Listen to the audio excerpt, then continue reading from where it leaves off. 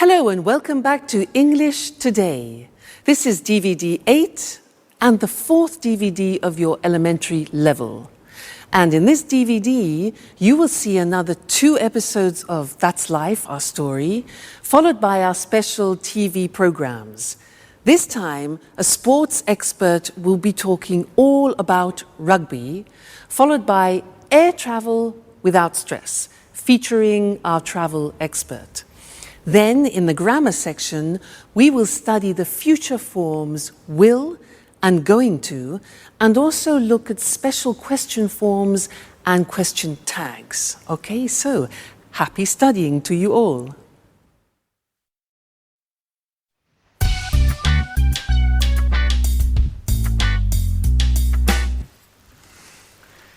How does this scarf suit me, Anne? Oh, very well. You look fine. Really? I'm not sure. Look, maybe this one looks better? Don't panic, Peter. Everything is going to be all right tonight. I don't know. Actually, I have a sore throat. And I'm losing my voice. I'll sing badly tonight. I'm sure of it. Come on, Peter. You will sing very well. You are a professional singer. Don't forget it. Well, I'm going to have some tea. Would you like some? Thank you, Anne. I would really like a cup of tea, if it's not too much trouble. No, not at all. I'll just add some water to the pot. A cup of tea and my chocolate cake will keep your mind off the musical for 5 minutes at least. Shall I give you a hand? Oh, yes, thanks. Here is the cake.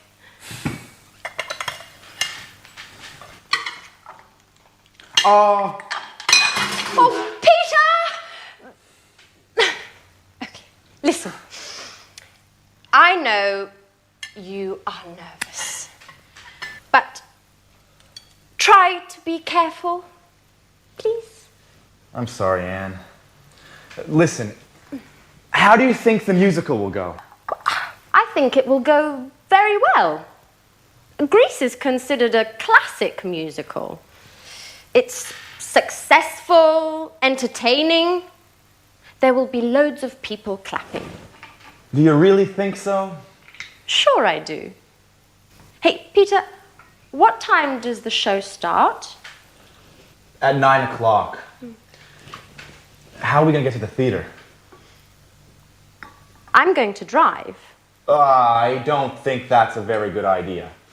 Why not? Because parking there is almost impossible. Okay. We'll take the tube. That's a much better idea.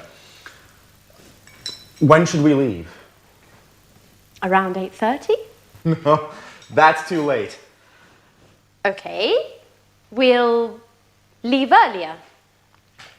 Oh, I'm so sorry, Anne. Oh, Peter! You're hopeless. Okay, listen. I think you need to relax a bit. Why don't you go and take a nap? I can't sleep. I'm too nervous. Okay. Why don't you rehearse your part again? I can't remember anything. Okay. Go wherever you want. Just, please, leave me alone. Please.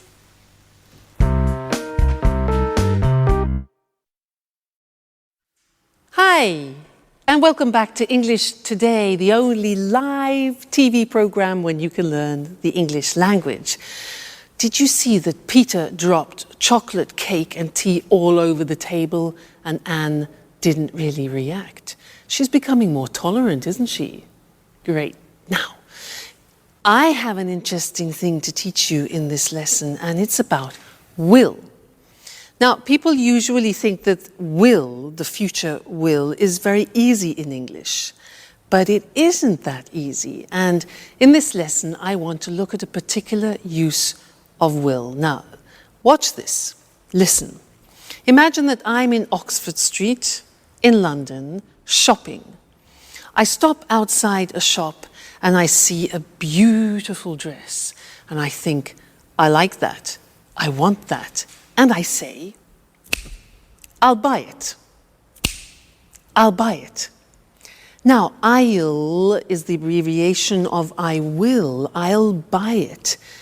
We use this form when we make a spontaneous decision.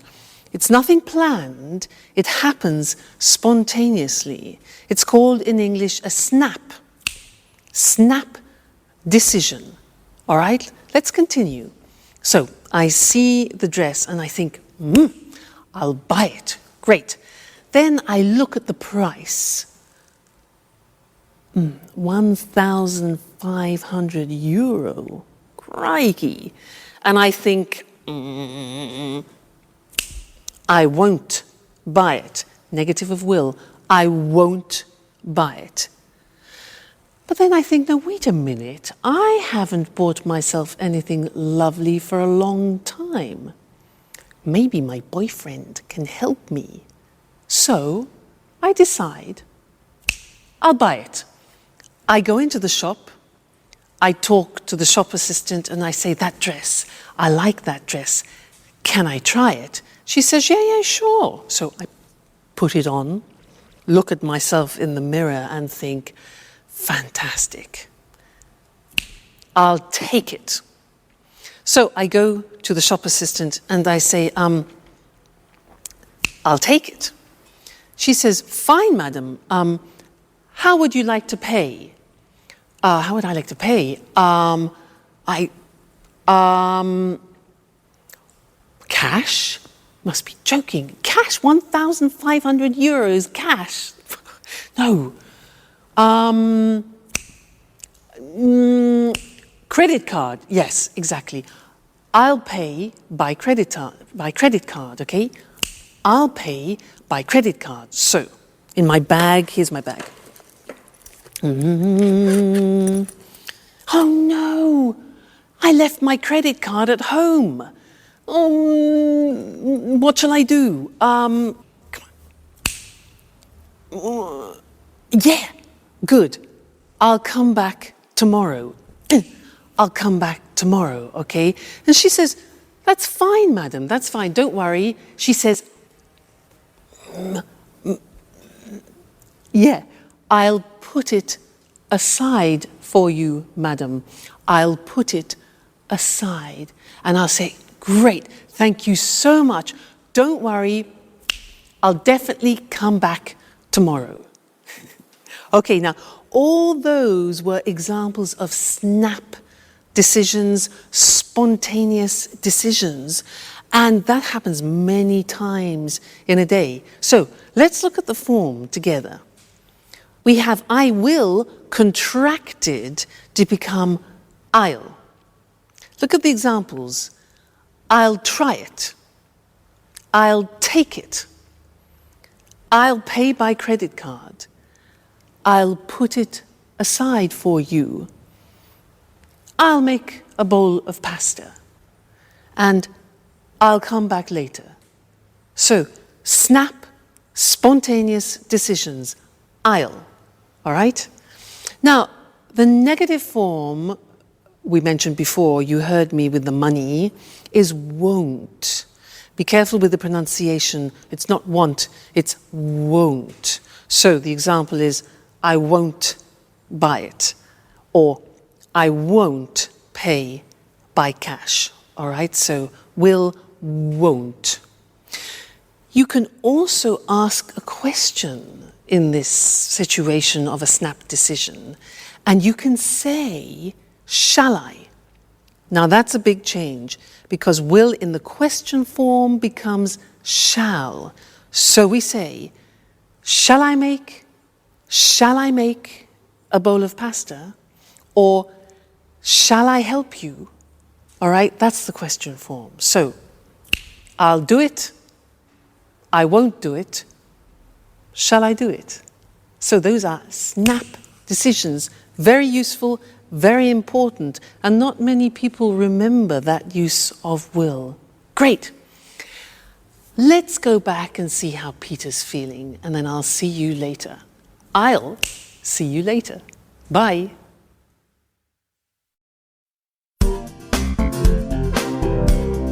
Hi, Anne.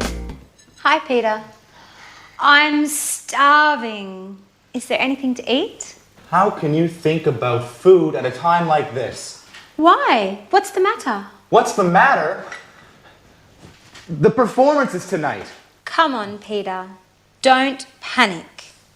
Everything is going to be all right tonight. Don't worry. Why does everyone tell me the same stupid things? Because it's the truth. Look, Peter. Take this lucky charm. I bought it in Portobello Market this morning. I'll give it to you as a lucky mascot. Remember, you have to kiss it 3 times. And then keep it in the right pocket of your jacket. Why just in the right pocket? Well, I don't know. The woman who gave it to me said that this is what you have to do. Anyway, I'm sure it will bring you luck. I'm not so sure. Why not? Shall we bet on it? All right. Sounds like fun. How much? Oh, let's make it interesting. If it brings you luck, you'll take me for dinner at Bluebird. Bluebird? Are you crazy? That's London's most expensive restaurant. I know. But the musical is important to you, Peter, isn't it? Well, all right, Alice. What will you do if it doesn't bring me luck? Well, I will cook dinner for a month. But you can't cook. Aha, Peter. That's why I said it. This way, I'm sure you will make it bring you luck.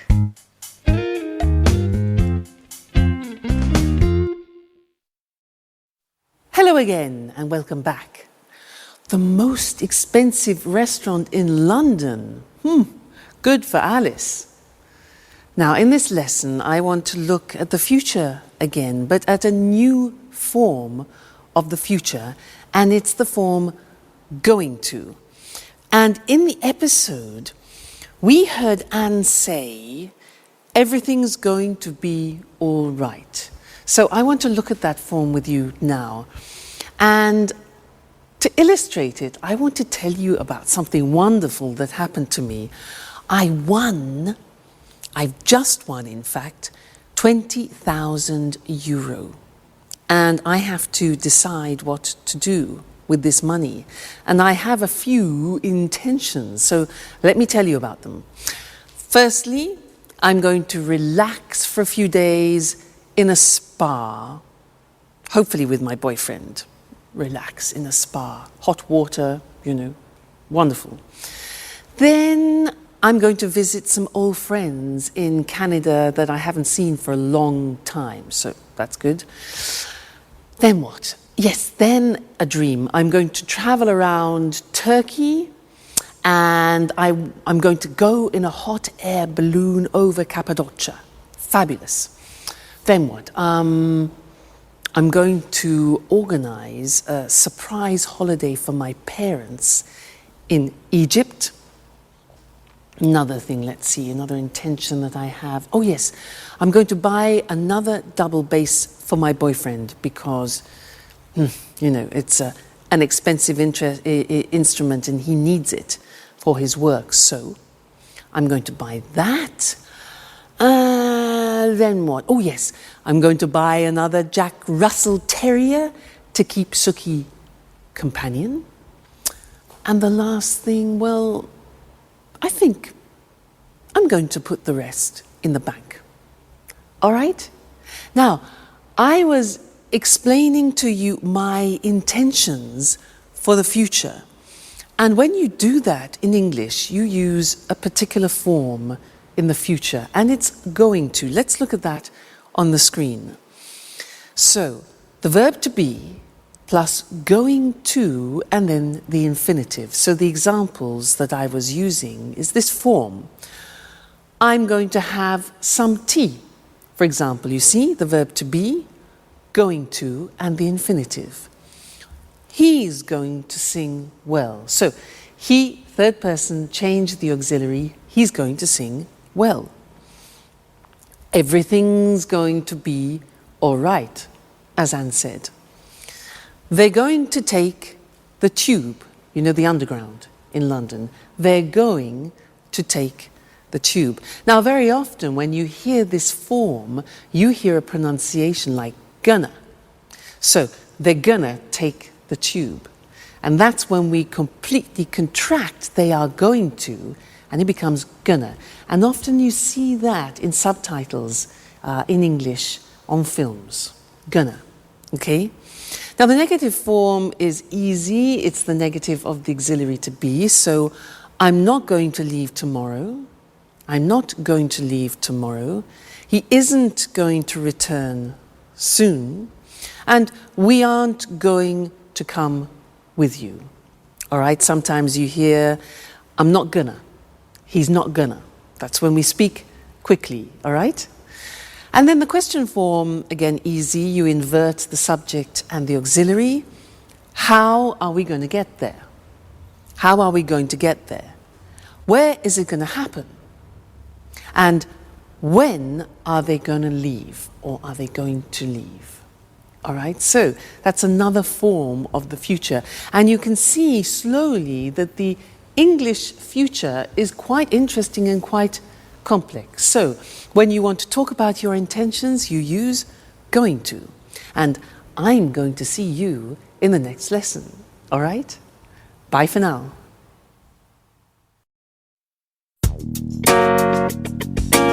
The musical was great, wasn't it? Yes, it was. Peter was excellent. Well, now let's think about the party. It's time for fun. Oh, by the way, who's coming to the party tomorrow? Well, David will be here. Mary, Paul, and Tom will be here as well. Everyone will be here. I wonder if Jack will be here. Jack? Why? He's leaving on a business trip tomorrow morning. He doesn't know exactly when he'll be back. Hey, girls. What are you talking about? Anne was telling me that you won't be coming to the party this evening. It isn't true, is it? Yes, it is. I'm afraid I can't. Business before pleasure. You never will change, will you? Excuse me. Hello? Oh, hi. I really don't have a choice. Listen, Jack, I was wondering if you really have to go away on business, or if you're not coming to Peter's party for some other reason. No, Sharon, I do have a business engagement.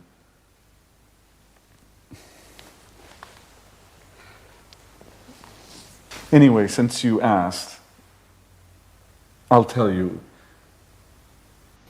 There's more. I'm jealous of Peter. Oh, come on, Jack. You only care about business. Sure. That's what they all say. But, you know,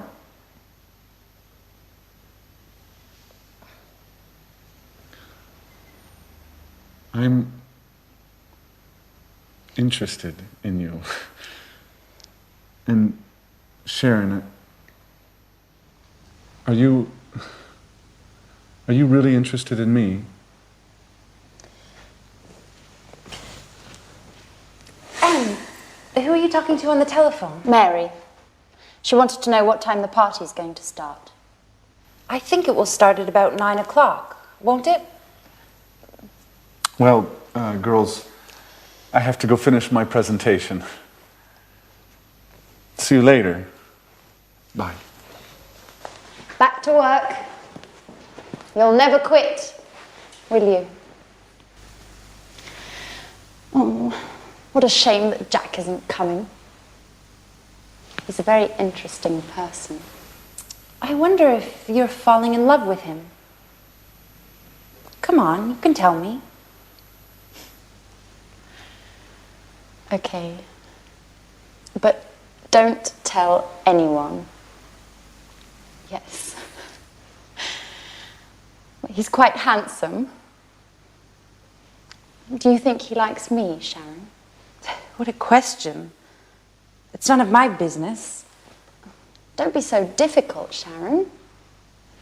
I was just asking confidentially your opinion. You are my friend, Sharon. I'm sorry, Anne. I didn't mean to hurt your feelings. I'm just a bit nervous these days. Why? Because of Peter. We're having some problems.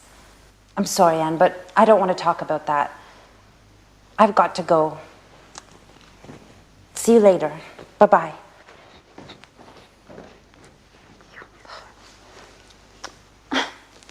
Oh, Jack, you're always so messy. You leave your things everywhere. But what's this in the pocket? What? It's Jack and Sharon. And he's kissing her. Oh my God. Now I understand everything.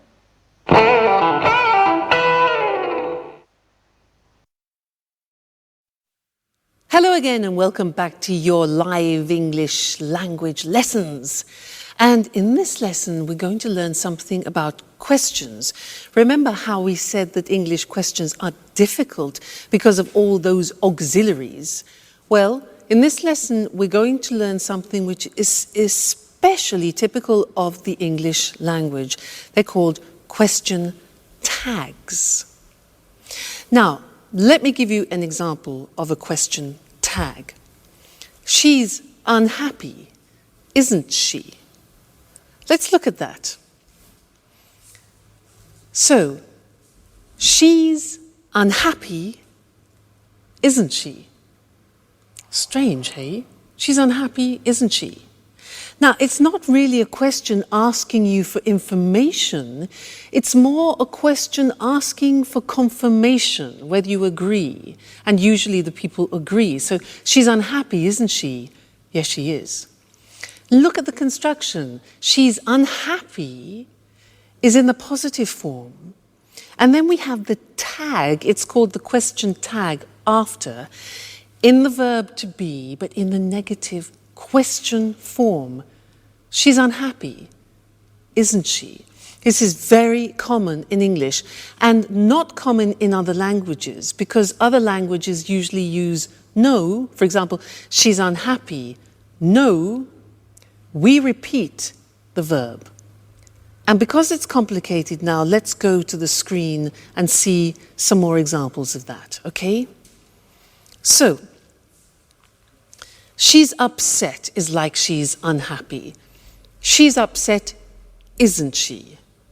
You're a student, the verb to be, you're a student. You take the verb to be, are, and you turn it into a negative question. So we say, you're a student, aren't you? All right. Next one. He's Brazilian, isn't he? Do you see the mechanism now? It's raining, isn't it? Again, I'm not asking for information, I'm asking for confirmation. They're watching television. They are watching, aren't they? They're watching television, aren't they? And you notice that my voice actually goes down at the end, so it's not like a real question where your voice goes up. We're learning, aren't we? You live in Italy now. Look at this example here. You live is the present tense. So we need the auxiliary of the present tense of live, which is not the verb to be. So look how that works. You live in Italy, don't you. Negative don't. Auxiliary is do in the negative don't you. Interesting, hey? You live in Italy, don't you? If we change that into the third person, it becomes she likes English. What's the auxiliary? Exactly, does. In the negative, doesn't she? So she likes English, doesn't she? And the last example, they work at home, don't they? They work at home, don't they?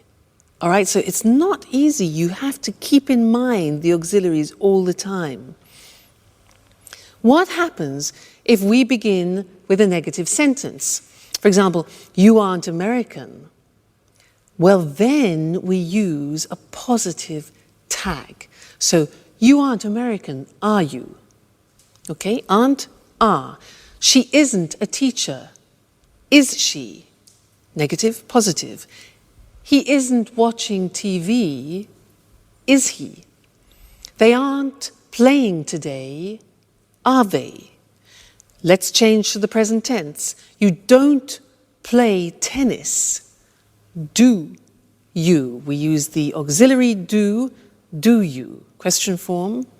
It doesn't work, does it? Third person. She doesn't like him, does she? And they don't come often, do they? Now, you're probably thinking, God, that's really difficult. And it's not easy. It takes a lot of practice. But when you know your auxiliaries well, it becomes easier and easier. Okay, so don't worry, slowly but surely, as we say. Now let's turn to that's life, and our friends are having a party. Let's go and join them. Bye.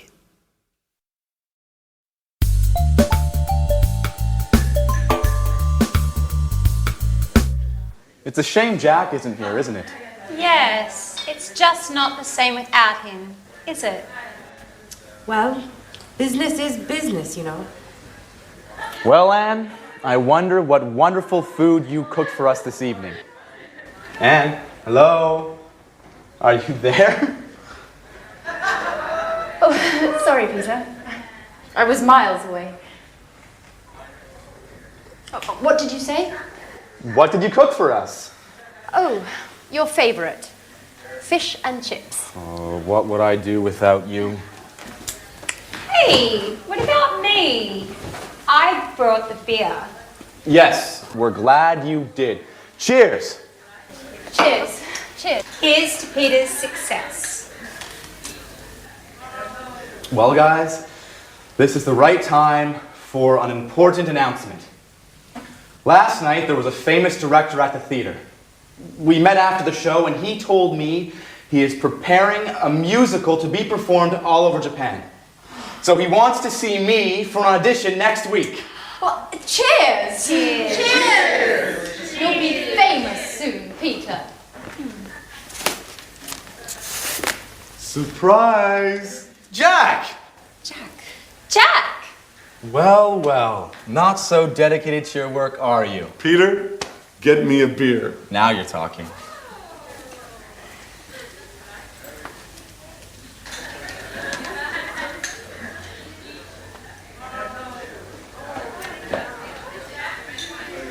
Hi, Anne. Is everything okay? Yes. No, Jack. Oh, everything's fine. It was just really a surprise to me.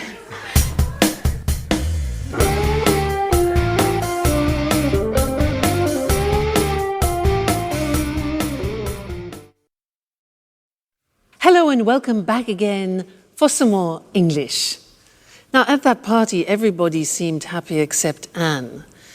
And nobody really noticed what was happening between Sharon and Jack.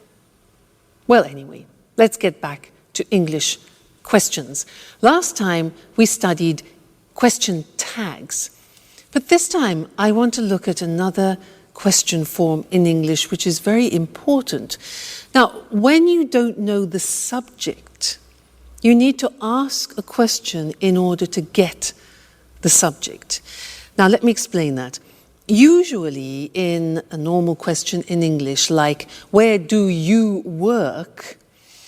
The subject form is in the question, where do you work? And the answer would be, I work in London.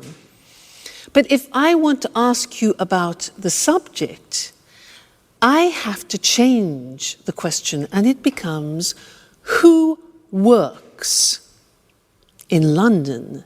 Now that question is asking for the subject, and the answer could be, my brother, the subject, works in London. Now the good thing is we eliminate the auxiliaries do and does. Yahoo! I can hear you say. Let's do some examples before we go to the screen, okay? Now, I'll ask you some questions. For example, who likes English? Notice that there's the S on the verb because who is considered a third person. Who likes English? I do. You do, for example, all right? Who lives in igloos? Now, give me the subject. Who lives in igloos?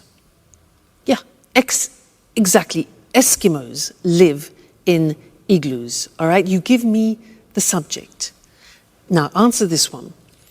Who cultivates rice? Who cultivates rice? Yeah? The Chinese, the Italians, Southeast Asian countries. Okay, good. Next one. Who sings musicals in That's Life? Exactly. Jack sings musicals. Great. Who wants to be an artist? I'm asking you for the subject. Who wants to be an artist? Yeah, Alice does. Alice wants to be an artist. And who likes Jack? Well, Sharon does, Anne does, and so does Alice. He's a lucky man. All right, now let's go to the screen and see those written, because it's unusual for you now to learn a question with no auxiliary. So, what happens is you have the word who, which is the question word, and you eliminate the auxiliary. If you look at the first example, which is the typical question, who do you live with? You're asking for the object, and the answer could be your family, for example. Who do you live with? The subject is you. You ask for the object. But who lives with you? You are asking for the subject, and the answer could be my family. Okay? Let's look at some more examples. No auxiliary. So, who works in an office? He does. Who likes English? We do. Who lives in igloos? Eskimos live in igloos. Who cultivates rice? The Italians, the Chinese. Who understands Russian? I don't. Do you? Who sings musicals? Peter does. Who wants to be an artist? Alice.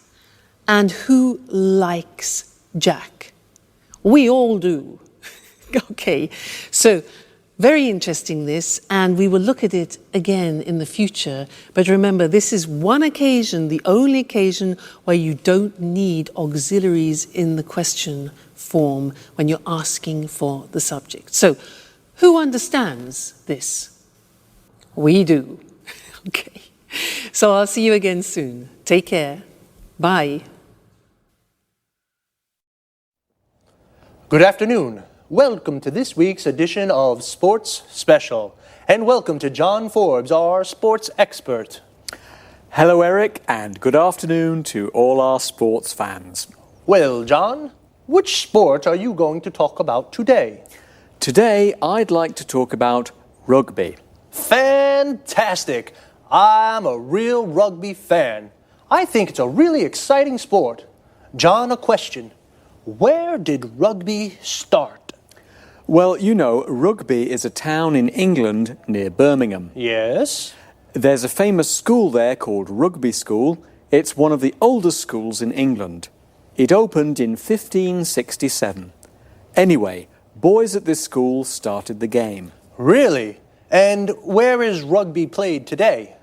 It's played all around the world, but there are 8 main countries. These are Ireland, Wales, England, Scotland, France, Australia, New Zealand, and South Africa. And it's becoming more popular today in Italy and Argentina. Who plays rugby? Mainly men, but there are more and more women's teams. Really, women? That's a surprise. That's right. There are more than 400 women's teams in England today. I see. John, can you explain to our viewers how to play rugby? Of course. Remember, rugby is very different from soccer. The ball's oval like an egg. There are 15 players in a team, and the players can carry the ball. In fact, the aim is to run fast with the ball in your hands. And what about a tackle? What's that? To stop a player of the opponent's team running with the ball, you tackle him. You catch his legs and pull him to the ground. That sounds dangerous. Yes, it can be. There are lots of injuries in rugby. It's a very physical game. And how do you score? Well, you run with the ball and put it down on the ground at the opponent's end of the pitch. Of course, your opponents do everything they can to stop you from reaching their end of the pitch. You score a try if you cross the try line and put the ball down on the ground. You can also score points by kicking the ball between the 2 goalposts. The goalposts are very high. If you do this, you score a goal. So, there are tries and there are goals. That's right. Just one more question. What are scrums? Scrums are special to rugby. Players from the 2 sides push against each other to try to get the ball. Scrums sound dangerous too. Yes, they can be dangerous, but it's fun. You know, I used to play rugby. Really? Yes, but I injured my shoulder and had to stop. I just watch now. Well, I sometimes watch a game on Saturday afternoons. How about coming along? Sure. How about next weekend? Great. Okay. Thank you, John. Goodbye. And goodbye to all our sports fans. See you next week for another edition of Sports Special. So, like in football, the group of players that play rugby together is called a team. In rugby, it's called a rugby team, and there are 15 players in a team. The players are called rugby players. Where do they play? On a rugby pitch. We also say a football pitch, which is where football players play football, and a cricket pitch, where cricket players play cricket. When we go to watch a rugby match, we go to a rugby ground. Well, as John said, rugby can be dangerous. In fact, there are lots of injuries in rugby. An injury is when you hurt or damage a part of the body. If a player has a serious injury, then he cannot play. To injure is a regular verb. For example, if you break your arm, you say, I injured my arm. Why is rugby so dangerous? Well, it's a very physical sport. This means you use your body a lot, and there is a lot of contact with the other players. When a player tackles, he stops a player from the other team by pulling him to the ground. This is called a tackle. To tackle is the verb. The aim of a tackle is to get the ball. You can tackle in football too, but you can only use your feet to get the ball. In rugby, you use your whole body. What about a scrum? This is a term specific to rugby. A scrum is when all the players push against each other to get the ball. As John explained, in rugby, there are 2 different ways of scoring.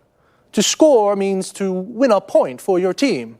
You score a try when the ball touches the ground. You score a goal when you kick the ball between the 2 goal posts. Well, sports fans, that's all we have time for today. See you next time. Good afternoon and welcome to this week's edition of the Travel Programme.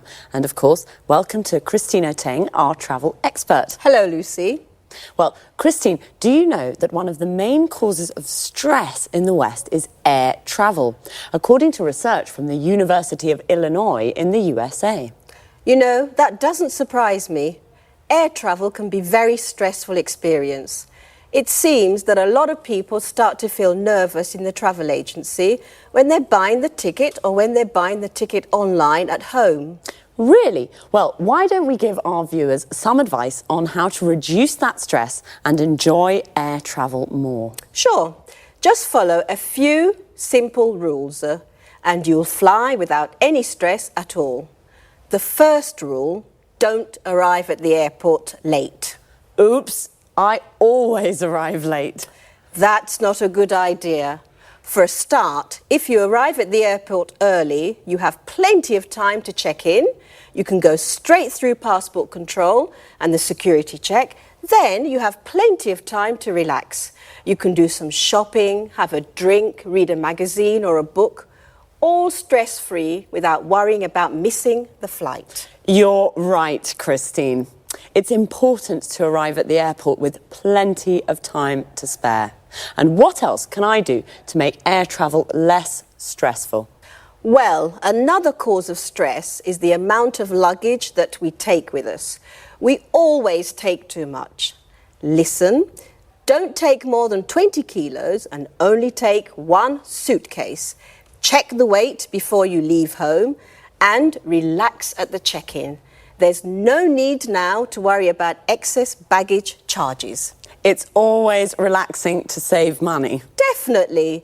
And one last thing on the topic of luggage. Yes? Hand luggage. Take 1 small bag and don't put too much in it. Remember, you'll have to carry this around the airport. Good advice. You know, many people have a fear of flying. These people become nervous when the plane takes off and lands. Of course, I understand that people may feel nervous at these moments. They should remember that flying is the safest way to travel. So, relax and enjoy the flight. And you shouldn't look out the windows too much. Why not? Clouds are relaxing. But if you do feel nervous, you could try taking a tranquilizer. If you have a real fear of flying, they can help you relax. Don't take too many, though. Of course not. And try closing your eyes as the plane takes off and lands. Think of the beautiful place you're going to or the wonderful holiday you just had. Well, how to enjoy stress-free air travel. Don't arrive at the airport late. Don't take too much luggage. After passport control and the security check, relax with a drink and something interesting to read. Or perhaps do some shopping. And once you're on the plane, remember that flying is the safest way to travel. So thanks, Christine, for this very useful advice, and goodbye. Goodbye, Lucy, and safe travelling. See you soon with another edition of the Travel Programme. Goodbye. Well, I certainly didn't know that air travel could cause so much stress. Air travel is the general expression for everything to do with flying. So the stress can even start when people buy their tickets at the travel agency or online. The travel agency is the place where you book a holiday or buy an air ticket. Online means you buy the ticket on the internet and you pay by credit card. To avoid stress, you should arrive at the airport with plenty of time to spare. To have plenty of time to spare means you have lots of time to relax. Notice how we say arrive at the airport, and relax is a verb. So you should arrive at the airport early so you can relax before the flight. If you arrive at the airport late, you could miss the flight. To miss the flight means you can't get on the plane and it leaves without you. Before you can get on the plane, you have to go through passport control. This is where you show your passport to an official. You have to go through the security check. This is where you put your hand luggage into the X-ray machine.